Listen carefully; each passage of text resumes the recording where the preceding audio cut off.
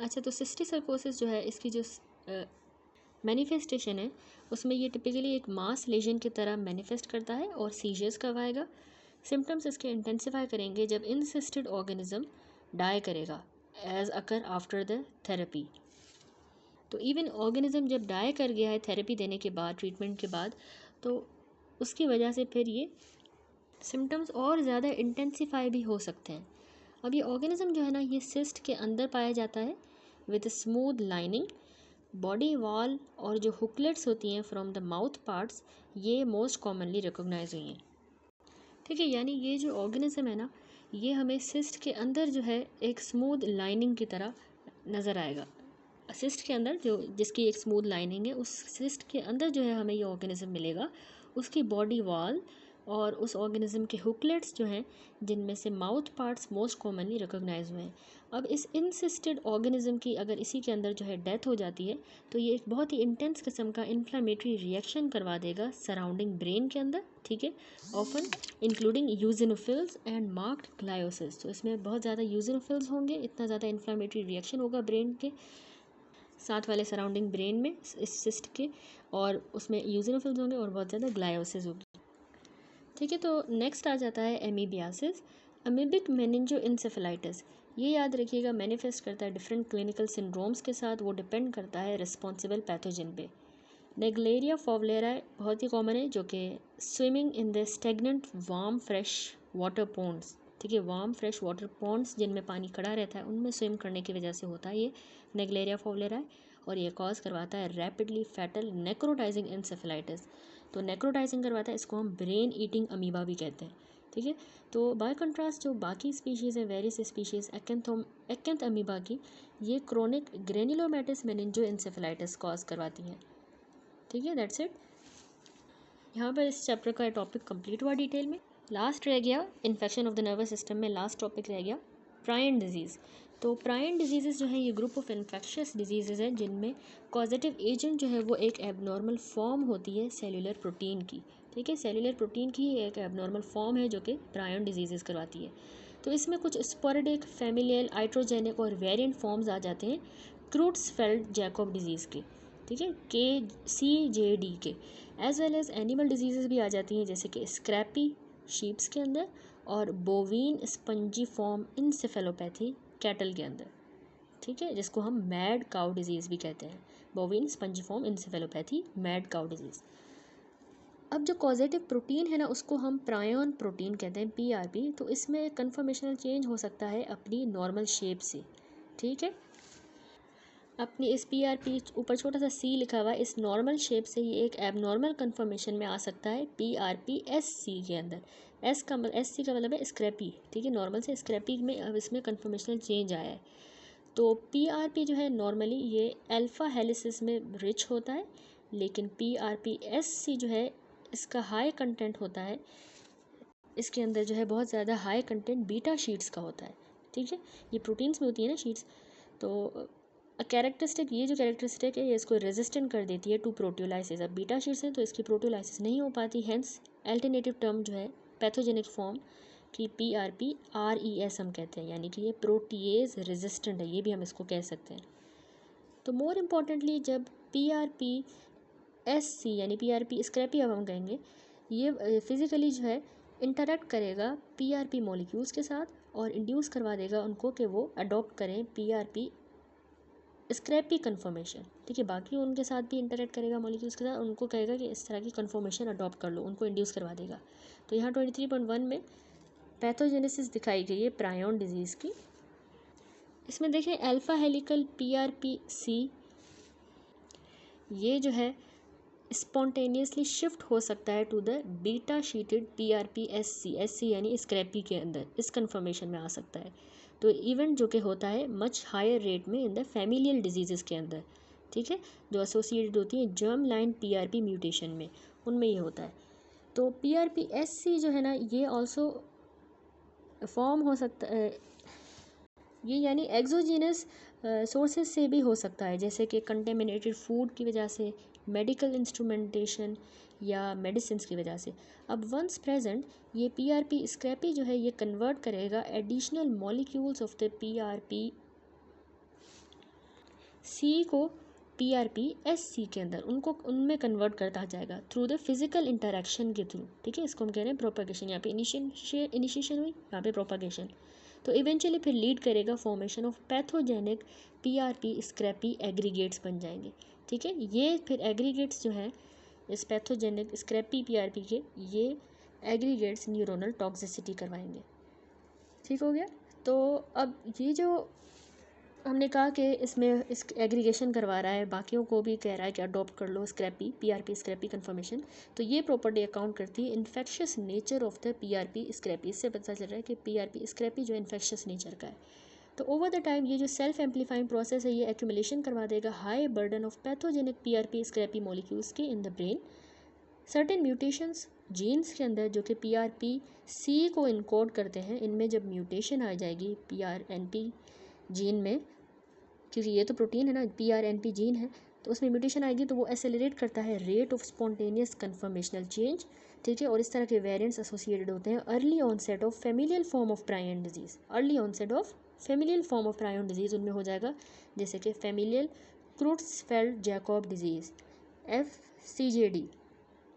अब PRP-C जो है ना, ये ऑल्सो चेंज कर सकता है अपनी कन्फर्मेशन स्पॉन्टेनियसली, लेकिन ये एक्सट्रीमली लो रेट पे ऐसा करेगा। ठीक है, और अकाउंट करता है for sporadic cases of prion disease. अगर उसने यहाँ पे हमने कहा कि एसेलरेट म्यूटेशन आ गई है, तो वो एसेलरेटेड यानी स्पॉन्टेनियसली बहुत जल्दी से एसेलरेटेड रेट पे कन्फर्मेशनल चेंज हो रहा है। ठीक है, लेकिन अगर लो रेट पे हो रहा है, स्पॉन्टेनियसली हो रहा है लेकिन लो रेट पे, एक्सट्रीमली लो रेट पे ये कन्फर्मेशन हो रही है, तो उससे sporadic cases of prion disease होंगे, जिसको हम स्पोरेडिक क्रूट्सफेल्ड जैकॉब डिजीज़ कह रहे हैं। ठीक है, उसको हम कह रहे थे फेमिलियल FCJD, अब इसको SCJD, क्योंकि स्पोरेडिक है, वो फेमिलियल था, वो फास्ट था, जल्दी हो रहा था, अर्ली ऑनसेट का फेमिलियल फॉर्म, ये स्लोली एक्सट्रीमली लो रेट पे स्पोरेडिक हो रहा है। अब जो है ना एक्यूमुलेशन इस PRP स्क्रैपी की हमारे न्यूरल टिश्यू के अंदर ये देखी गई है to be the cause of cell injury, लेकिन मैकेनिज्म जो अंडरलाई करता है इस साइटोपैथिक चेंजेस को और इवेंचुअल जो न्यूरोनल डेथ हो रही है वो स्टिल अभी तक अननोन है। तो अब सबसे पहले डिटेल में चलते हैं क्रूट्सफेल्ड जैकॉब डिजीज़ पे, CJD। ये एक रैपिडली प्रोग्रेस करती हुई डिमेंटिंग इलनेस है, रैपिडली प्रोग्रेसिव डिमेंटिंग इलनेस, जिसमें साथ में टिपिकल ड्यूरेशन होती है from first onset of subtle changes से लेके इन द मेमोरी। ठीक है, मेमोरी में और बिहेवियर में सटल से चेंजेस आएंगे फर्स्ट ऑनसेट, वहाँ से लेके डेथ हो सकती है सिर्फ और सिर्फ 7 महीनों के अंदर। तो एक बहुत ही जल्दी से प्रोग्रेस करने वाली डिमेंटिंग इलनेस है। ये स्पोरेडिक होती है अप्रॉक्सीमेटली 85% ऑफ द केसेस में, और इसमें वर्ल्ड वाइड एनुअल इंसिडेंस होता है तकरीबन 1 पर मिलियन। ठीक है, वाइल कॉमनली अफेक्टेड जो इंडिविजुअल्स हैं older than 70 years of age, familial forms caused by the mutation in PRNP में प्रेजेंट इन यंगर इंडिविजुअल्स। उसमें वैसे तो ज़्यादातर 70 ईयर से बाद वाली उम्र के लोग होते हैं, लेकिन जो इसमें म्यूटेशन आ जाती है ना PRNP के अंदर, तो वो जो फेमिलियल वाली फॉर्म्स है वो तो स्पोरेडिक की बात होगी, फेमिलियल में फिर ये यंगर एजेस में भी हो सकता है, यंगर इंडिविजुअल्स में।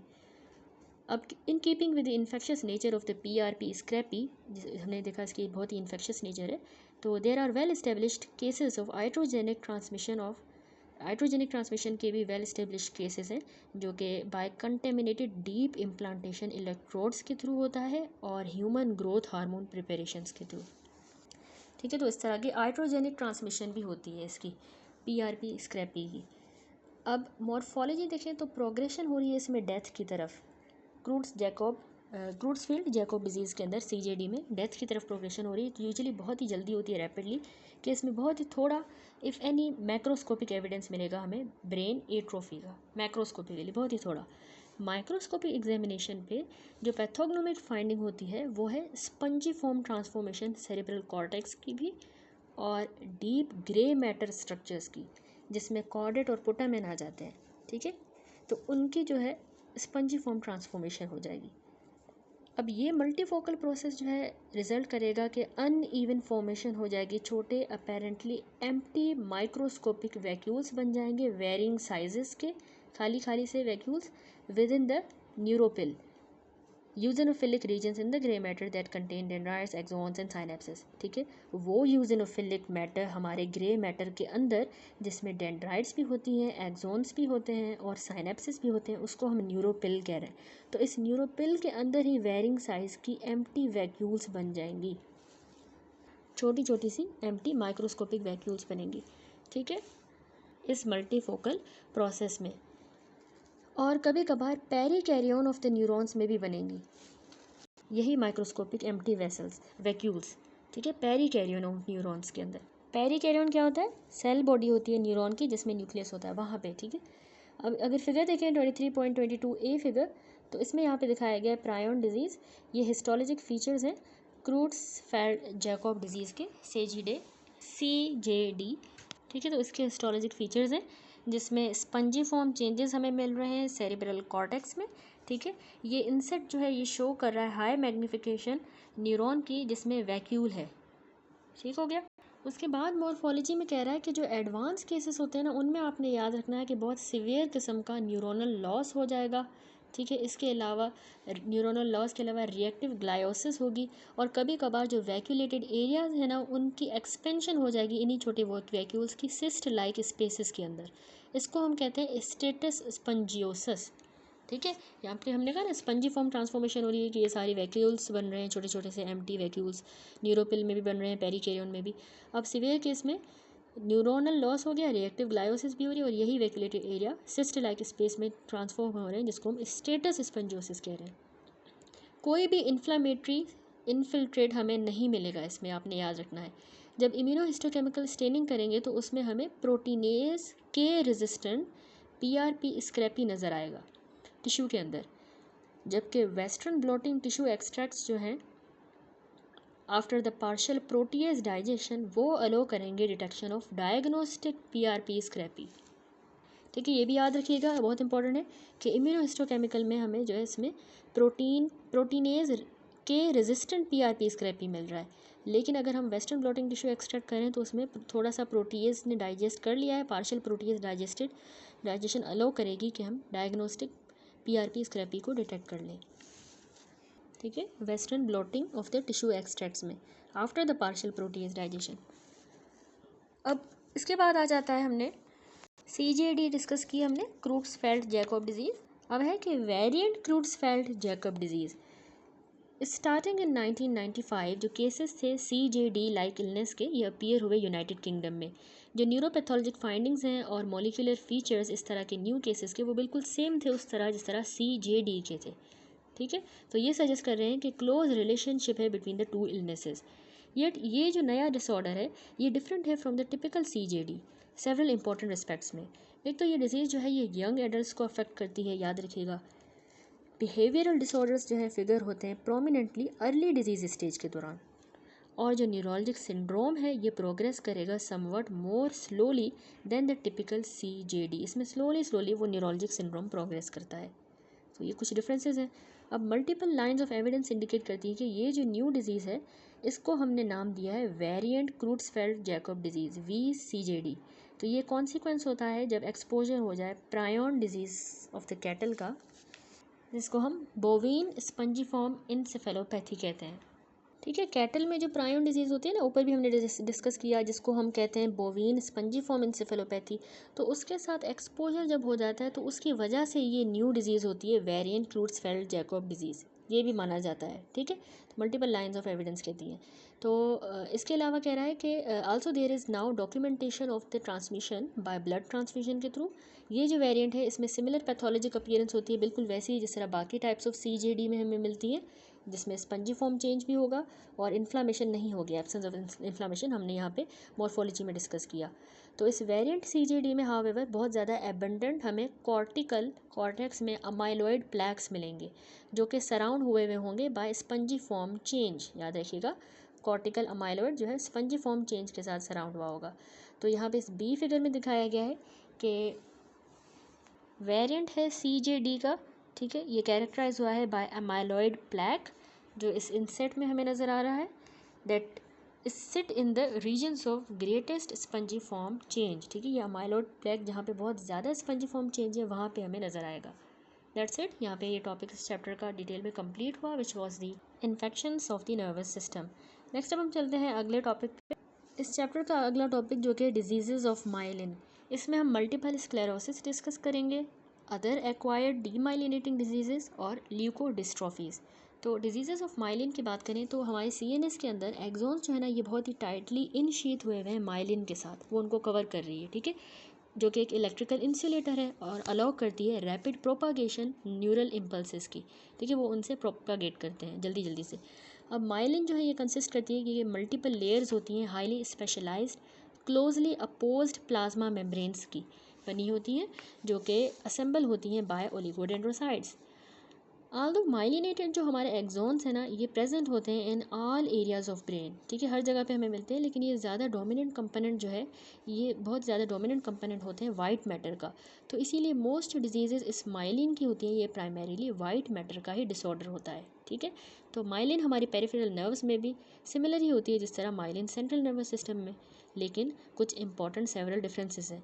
पहला तो जो पेरिफेरल माइलिन है उसको श्वान सेल्स बनाते हैं, ना कि ओलिगोडेंड्रोसाइट्स पेरिफेरी में श्वान सेल्स बनाएंगे। दूसरा, हर एक जो श्वान सेल्स है हमारी पेरिफेरल नर्व के अंदर, वो प्रोवाइड करता है myelin for only one internode, ठीक है, एक जो है उसमें जो इंटरनोड है सिर्फ उसके लिए जो है ये माइलिन प्रोवाइड करेगा, जबकि CNS के अंदर बहुत से जो इंटरनोड्स हैं वो क्रिएट होते हैं by the processes coming from a single oligodendrocytes, ठीक है, वो उनको कवर करेगा बहुत से इंटरनोड्स को। तीसरा, याद रखिएगा कि जो स्पेशलाइज्ड प्रोटीन्स और लिपिड्स हैं ये भी इनमें ऑल्सो डिफरेंट होते हैं। तो मोस्ट जो डिजीज़ हैं CNS के माइलिन की, वो पेरिफेरल नर्व्स को इन्वॉल्व नहीं करती इतना सिग्निफिकेंट एक्सटेंट तक और vice versa. In general CNS की जो डिजीज़ेज़ हैं वो इन्वॉल्व करती हैं माइलिन को, वो सेपरेट हुई हुई हैं दो ब्रॉड ग्रुप्स के अंदर। एक तो डीमाइलिनेटिंग डिजीज़ेज़ हैं CNS की, जो एक्वायर्ड कंडीशंस होती हैं, कैरेक्टराइज हुई हैं by preferential damage to the previously normal myelin, ठीक है, पहले तो बिल्कुल नॉर्मल माइलिन था, उसमें इस तरह की एक्वायर कंडीशंस हैं जिनमें ये पहले से नॉर्मल वाला माइलिन डैमेज हो गया है, तो इनको हम कहते हैं demyelinating diseases. Most common diseases इस ग्रुप में आती हैं इम्यून मेडिएटेड इंजरी की वजह से, जैसे मल्टीपल स्क्लेरोसिस और रिलेटेड डिसऑर्डर्स, ठीक है। तो बाकी जो प्रोसेसेस हैं वो भी कॉज करवा सकते हैं इस तरह की डिजीज़, जिसमें वायरल इन्फेक्शन आ जाता है, ओलिगोडेंड्रोसाइट्स का, CNS की बात हो रही है ना, उनका वायरल इन्फेक्शन, जैसा कि प्रोग्रेसिव मल्टीफोकल ल्यूकोइंसेफेलोपैथी में होता है, ठीक है, ओलिगोडेंड्रोसाइट का वायरल इन्फेक्शन हो जाता है, अभी हमने ऊपर डिस्कस किया है। और इसके अलावा इंजरी जो कि drugs and other toxic agents की वजह से कॉज होती है। तो दूसरा आता है CNS के अंदर, bye contrast in the other diseases myelin जो है वो प्रॉपरली बन नहीं पाती। दूसरा ग्रुप ये है, ठीक है, अब इसमें बन ही नहीं पा रही माइलिन, तो या फिर उसमें कोई एबनॉर्मल टर्न ओवर काइनेटिक होगा। तो जैसा एक्सपेक्ट किया जा सकता है, मोस्ट ऑफ जो इस तरह की जो हैं ये कॉज होती हैं जब म्यूटेशन आ जाए, वो म्यूटेशन जो कि डिसरप्ट कर दे फंक्शन ऑफ प्रोटीन्स को, उन प्रोटीन्स के फंक्शन को जो कि रिक्वायर होते हैं नॉर्मल माइलिन शीट की फॉर्मेशन के लिए, तो उन प्रोटीन्स की फंक्शन ही डिसरप्ट हो गया है म्यूटेशन की वजह से। अब इस तरह की डिजीज़ ग्रुप की गई हैं ल्यूकोडिस्ट्रोफी के अंदर या डिसमाइलिनेटिंग डिजीज़ के अंदर हमने इनको रखा है, ठीक है। तो सबसे पहले हम डिटेल में देखेंगे मल्टीपल स्क्लेरोसिस। मल्टीपल स्क्लेरोसिस एक ऑटो इम्यून डीमाइलिनेटिंग डिसऑर्डर है, जो कैरेक्टराइज हुआ है कि इसमें एपिसोड्स होते हैं डिजीज़ एक्टिविटी के, फिर सेपरेट हुआ है in time that produce white matter lesions that are separated in spaces, ठीक है, एक ऐसा डिसऑर्डर है जिसमें डिजीज़ एक्टिविटी का एपिसोड होगा, फिर सेपरेट हुआ है इन टाइम, जो प्रोड्यूस कर देगा वाइट मैटर के अंदर लेजन्स जो कि सेपरेट हुई हुई हैं इन स्पेस। अब मोस्ट जो कॉमन डीमाइलिनेटिंग डिसऑर्डर है ये मल्टीपल स्क्लेरोसिस, और इसकी जो प्रिवेलेंस है वो तकरीबन 1/1000 इंडिविजुअल है US के अंदर और यूरोप में, और इसका इंसिडेंस अब बढ़ता जा रहा है। अब डिजीज़ जो है ना किसी भी एज में प्रेजेंट कर सकती है, लेकिन इसका ऑनसेट आपने याद रखना है चाइल्डहुड में होता है या फिर 50 साल की उम्र के बाद, तो ये रेयर है, 50 ईयर्स ऑफ एज के बाद रेयर है। वुमेन्स इसमें आपने याद रखना है कि ट्वाइस ज़्यादा अफेक्ट होती हैं एज मैन। पैथोजेनेसिस किस तरह हो रहा है मल्टीपल स्क्लेरोसिस, लेजन जो है इसमें मल्टीपल स्क्लेरोसिस में वो कॉज होती हैं ऑटो इम्यून रिस्पॉन्स की वजह से। ये ऑटो इम्यून रिस्पॉन्स जो है ना वो माइलिन शीथ जो होती है उसी के कंपोनेंट्स के अगेंस्ट होता है। तो जिस तरह बाकी ऑटो इम्यून डिजीज़ में होता है, इस मल्टीपल स्क्लेरोसिस की जो डेवलपमेंट है वो रिलेटेड होती है जेनेटिक ससेप्टिबिलिटी की वजह से और लार्जली अनडिफाइंड इन्वायरमेंटल ट्रिगर्स की वजह से। ठीक है, बहुत सी दोनों वजूहत दोनों हो सकती हैं। इसका इंसिडेंस जो है मल्टीपल स्क्लेरोसिस का 15 फोल्ड ज़्यादा है जब ये डिज़ीज़ फर्स्ट डिग्री रिलेटिव में हो, और रफली 150 फोल्ड और हायर है, ज़्यादा है with an affected monozygotic twins के अंदर। अब only a portion of a genetic basis of this disease has been explained, and many of the identified loci are also associated with other autoimmune diseases। ठीक है, उसी loci पे बाकी autoimmune disease भी मिलती हैं। तो इसमें बहुत स्ट्रॉन्ग इफेक्ट होता है मेजर हिस्टोकम्पैटिबिलिटी कॉम्प्लेक्स का। हर एक जो कॉपी है HLA-DR-B1 एस्टेरिस्क 1501 अलील, ठीक है, हर एक जो इसकी कॉपी है इस अलील की वो इंडिविजुअल इनहेरिट करता है, और ये ब्रिंग करेगा अपने साथ रफली 3 fold increase in the risk for multiple sclerosis. ठीक है, जो इसको इनहेरिट करेगा। बाकी जो जेनेटिक लोकाई हैं ये भी एसोसिएटेड होते हैं मल्टीपल स्क्लेरोसिस के साथ, जिसमें इंटरल्यूकिन 2 और इंटरल्यूकिन 7 रिसेप्टर जीन्स आ जाते हैं, और बाकी जीन्स भी आ जाते हैं जो प्रोटीन्स को इनकोड करेंगे जो इम्यून रिस्पॉन्स में इन्वॉल्व होते हैं उन प्रोटीन्स को। ठीक है, तो अब इम्यून मैकेनिज्म जो अंडरलाई कर रहा है डिस्ट्रक्शन ऑफ माइलिन के अंदर, जो उसको डिस्ट्रॉय कर रहा है, वो फोकस है मच इन्वेस्टिगेशन का। ठीक है, अब अवेलेबल जो एविडेंस है वो इंडिकेट करता है कि ये डिज़ीज़ इनिशिएट होती है टी हेल्पर 1 और टी हेल्पर 17 टी सेल्स की वजह से ये इनिशिएट होगी, जो जाके माइलिन के एंटीजेंस के अगेंस्ट रिएक्ट करेंगे। याद रखिएगा, ठीक है, उनके अगेंस्ट ये रिएक्ट करेंगे और फिर वहाँ से सिक्रीट करेंगे कुछ साइटोकाइंस। ठीक है, एक्सपेरिमेंटल ऑटो इम्यून इंसेफेलोमाइलाइटिस, जो कि एक एनिमल मॉडल है मल्टीपल स्क्लेरोसिस का, जिसमें डीमाइलिनेशन और इन्फ्लामेशन हो जाएगी जब इम्यूनाइजेशन की जाती है एनिमल्स की माइलिन प्रोटीन्स के साथ। ठीक है, इम्यूनाइजेशन की जाएगी तो उनकी डीमाइलिनेशन और इन्फ्लामेशन हो जाती है इसमें, जो कि पैसिवली ट्रांसफ़र होती है to unimmunized animals with T helper 1 and T helper 17 cells that recognize the myelin antigen. वही उनको रिकॉग्नाइज करते हैं माइलिन एंटीजन को, यही सेल्स दोनों, और फिर साइटोकाइंस रिलीज़ होंगे। ठीक है, तो टी हेल्पर 1 सेल्स याद रखिएगा कौन सा सिक्रीट करेगा, इंटरफेरोन गामा सिक्रीट करेगा। इंटरफेरोन गामा क्या करता है हमें पता है, एक्टिवेट करता है मैक्रोफेजेस को, और इसके अलावा टी हेल्पर 17 जो है ना ये जाके रिक्रूटमेंट करवा देगा ल्यूकोसाइट्स की। तो डीमाइलिनेशन जो है ना यहाँ पे कॉज हो रही है एक्टिवेटेड ल्यूकोसाइट्स की वजह से, जो इस टी हेल्पर 17 ने एक्टिवेट करवाए हैं, और उनके इंजीरियस प्रोडक्ट्स की वजह से भी डीमाइलिनेशन हो रही है। तो इन्फिल्ट्रेट जो है उस प्लैक के अंदर और सराउंडिंग जो रीजन है ब्रेन का, वहाँ पे जो इन्फिल्ट्रेट है वो टी सेल्स का बना होगा। मेनली उसमें CD4 होंगे, कुछ CD8 होंगे, और इसके अलावा मैक्रोफेजेस भी उस इन्फिल्ट्रेट में होंगे। बी लिम्फोसाइट्स की बात करें और जो एंटीबॉडीज़ होती हैं ये भी इंपॉर्टेंट रोल प्ले करती हैं, लेकिन poorly defined role in the disease as indicated by surprising success of the B cell depleting therapies. ठीक है, तो बी सेल डिप्लीटिंग जब थेरेपीज दी गई तो उससे इतना सक्सेस रेट नहीं मिला, तो इससे पता चल रहा है कि इनका इतना ज़्यादा रोल नहीं है, माइनर रोल है।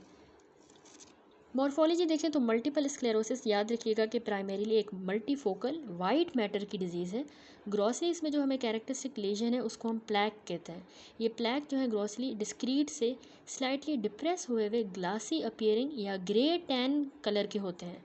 इस फिगर में बहुत अच्छे से दिखाया गया है, ए फिगर में ये मल्टीपल स्क्लेरोसिस में सेक्शन है फ्रेश ब्रेन का, जो हमें शो कर रहा है plaque around the occipital horn. ठीक है, ऑक्सीपिटल हॉर्न की तरफ हमें ये प्लैक नज़र आ रहा है। ऑक्सीपिटल हॉर्न किसका, लेटरल वेंट्रिकल का। तो हमने कहा ना कि ग्रॉसली बहुत ही प्रोमिनेंटली हमें प्लैक्स नज़र आते हैं जो कि depressed glassy appearing grey tan colour के होते हैं। ये प्लैक्स जो है ना वेंट्रिकल्स के करीब ज़्यादातर होंगे, और ये ऑल्सो फ्रीक्वेंटली ऑप्टिक नर्व्स के अंदर होंगे, आपने याद रखना है, और क्याजम में, ब्रेन स्टेम में हो सकते हैं। असेंडिंग और डिसेंडिंग जो फाइबर ट्रैक्स हैं सेरिबेलम में ये प्लैक्स होंगे, और स्पाइनल कॉर्ड के अंदर। ठीक है, ये मल्टीपल स्क्लेरोसिस के प्लैक्स की बात हो रही है। अब लेजन जो है उसके शार्पली डिफाइंड से बॉर्डर्स होंगे माइक्रोस्कोपिक लेवल पे। अगर हम ये बी फिगर देखें तो यहाँ पे दिखाया गया है इस फिगर में अनस्टेन्ड रीजन है डीमाइलिनेशन का मल्टीपल स्क्लेरोसिस में अराउंड द 4th वेंट्रिकल। ठीक है, उसके अराउंड। और ये थोड़ा बीसी की पॉइंट ऑफ व्यू से याद रखिएगा कि Luxol fast blue periodic acid शिफ्ट स्टेन है माइलिन के लिए, लुक्सोल। ठीक है, फास्ट ब्लू। तो लेजन के आपने याद रखने के शार्पली डिफाइंड बॉर्डर होते हैं माइक्रोस्कोपिक लेवल पे। जो एक्टिव प्लैक होगा ना, उसके बारे में आपने याद रखना है कि उसमें बहुत ज़्यादा एक्टिव वाले में बहुत एबंडेंट मैक्रोफेजेस होंगे जो स्टफ़ हुए होंगे माइलिन डेब्रिस के साथ, क्योंकि उन्होंने ही तो उसको खा लिया है, माइलिन को, डेब्रिस होगी उनके अंदर। और ये एविडेंस होगा ऑन गोइंग माइलिन ब्रेकडाउन का। ठीक है, उस एक्टिव प्लैक में मैक्रोफेजेस के अंदर माइलिन डेब्रिस होगी और ऑन गोइंग माइलिन ब्रेकडाउन का एविडेंस मिलेगा कि अभी तक उसका ब्रेकडाउन हो रहा है। लिम्फोसाइट्स भी हमें उसमें मिलेंगे एक्टिव में, और मोस्टली एज पेरीवास्कुलर वेसल्स के अराउंड कफ्स फॉर्म में हमें लिम्फोसाइट्स मिलेंगे। स्मॉल जो एक्टिव छोटी छोटी सी जो लेशंस होंगी वो ऑफन सेंटर्ड होती हैं on the small veins. Axons जो होंगे रिलेटिवली प्रिजर्व होंगे बिल्कुल, लेकिन ये नंबर में कम भी हो सकते हैं एक्सॉन्स।